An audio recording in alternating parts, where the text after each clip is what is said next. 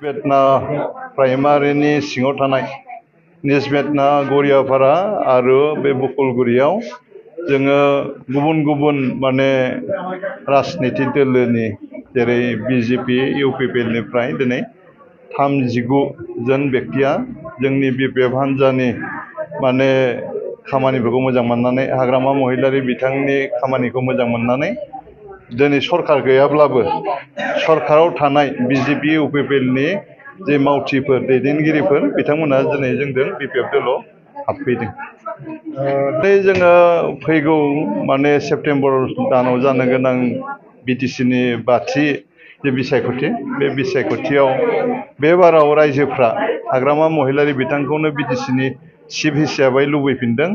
मानो होनना बुङोब्ला माने दा जे बिटिसि सरकार सालायदों प्रमद बर' बिथाङा नंखाय खोथा बुङो रायजोफोरनो नंखाय माने खोथा होनानै थांनाय समाव बिथाङा माने न'खर साख्रि होनाय खोथा बुंदोंमोन सेल्फ हेल्प ग्रुपनो माने 75,000 गय फैसा होनाय खोथा बुंदोंमोन बायदि खोथा बिथाङा बुंदोंमोन गिदिर खोथा सुइजारलेण्ड बानायनाय खोथा बुंदोंमोन।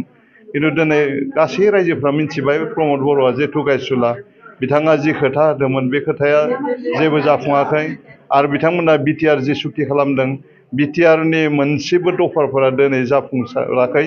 बेनिखायनो दिनै बिटिसि ओनसोलाव माने रायजो जानाय गासैबो हारि माहारि धोरोमारि मानसिफ्रा दिनै हाग्रामा महिलारि बिथांखौ बिटिसिनि चिफ जाफिननायखौ लुबैदों।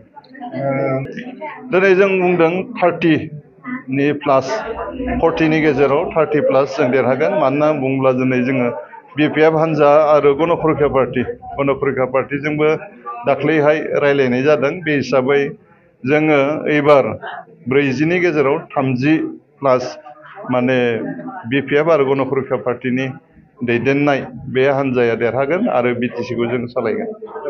नंखाय खोथा दासिमबो जों मिथियाखै बिथांमोना डिमार्केसन खालामनो हायाखै। दिनै बिटिसिनि बाहेराव गहपुर माने बिश्वनाथ सारियालि माने डिस्ट्रिक्टनि माखासे गामिफोर 47टा गामि थिसननायनि खोथा बुंबाय थादों। खिन्थु बे इलेक्सननि लालिपपमोन होननानै जों बुजिगौ। मानो होनना बुंबा थांनाय माने बोसोरनि एप्रिल दानाव जानाय जे लकसभा बिसायख'थि बे बिसायख'थियाव भट मोननो थाखाय माने थगायनानै 41टा गामिखौ बिटिआरआव सोबायनाय खोथा बे खोथाया नंखाय खोथा।